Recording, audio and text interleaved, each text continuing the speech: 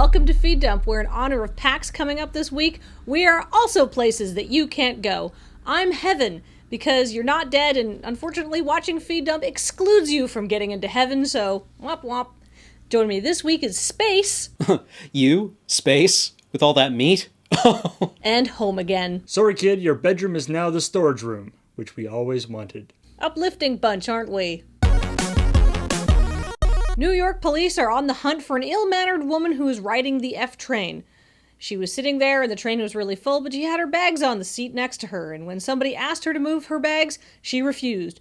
When that person tried to sit down anyhow, she reacted by scratching them, pulling their hair, and then biting them on the arm.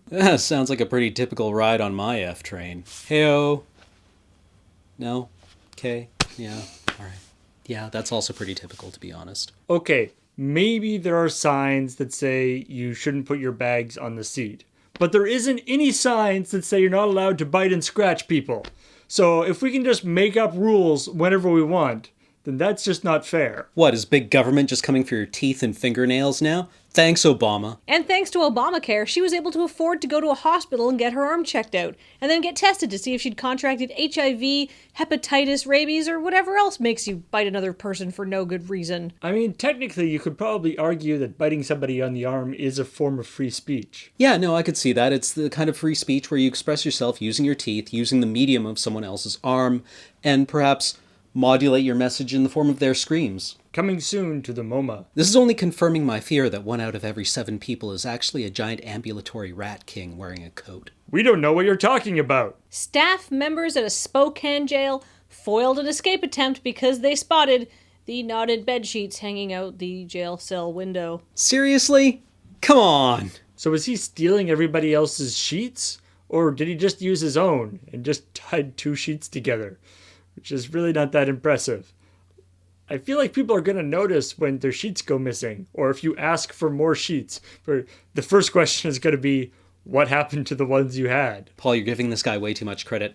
In the Wile E. Coyote spirit of what he's doing here, what you do is you untie the sheet from the top, and then you tie it to the bottom. That way it's sustainable. You never run out. The whole thing went down at about 4:30 in the morning when a jail staff member happened to see that there was a sheet rope hanging outside of the jail, and went, that's probably not a good idea. And the whole jail was put on lockdown, and the escape attempt was thwarted. Then the 2 inmates who had tried to do this were moved to a cell on a different floor with a very tall but very narrow window to taunt them with. Wait. 2 people? You mean 2 people collaborated on this? Somebody came up with the idea and then somebody else was like, yeah, that sounds good, let's work on this. I hope that in addition to putting them in this other cell, they put them in charge of the laundry room, just to mess with them. Honestly, foiling their escape attempt probably saved their lives. Who knows, they might have tripped and fallen down and drowned face down in the dirt. Or they might have been fatally surprised by a bee. Russian authorities are trying a new strategy to guard a remote trans-Siberian border between Russia and China. They've put up a Scarecrow. Either that border is very unimportant, or the Russians have a very low opinion of the Chinese. Look, this kind of oversight doesn't work against Putin, and it's not going to work against Chinese migrants. On the other hand, this is in the middle of nowhere in Siberia. Maybe there is a guard, and he's just staying warm inside. Wait, you want me to stand outside waiting for people to cross? You're the first person I've seen in 16 months, and I'm not convinced you're not a hallucination. Where do you get straw in Siberia? It might actually be cheaper to just send some poor guy out there to freeze his toes off. Well, I see our 2 escapees with their knotted sheets have finally met a guard that they could bamboozle. Maybe. Well, it's good to know we've moved past the era of Asian land wars into the era of no one giving a single shit about vast tracts of uninhabited, boring, crappy land in the middle of nowhere. But you know what? There may be better sources of news, but they don't have this hat, which was given to us by Daniel.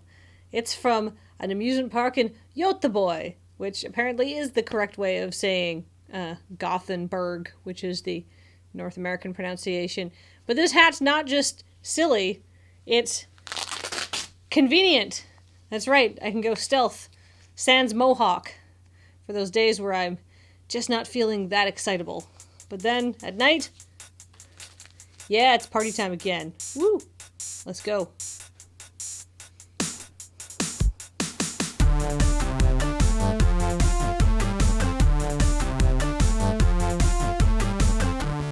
her defense, I mean, maybe she had like a sandwich in her bag and this person sat down beside her and squished the sandwich. That is reason to be angry at somebody. And now we've blown the lid off their whole border security arrangement. I expect we'll be taken out by the Spetsnaz any second now.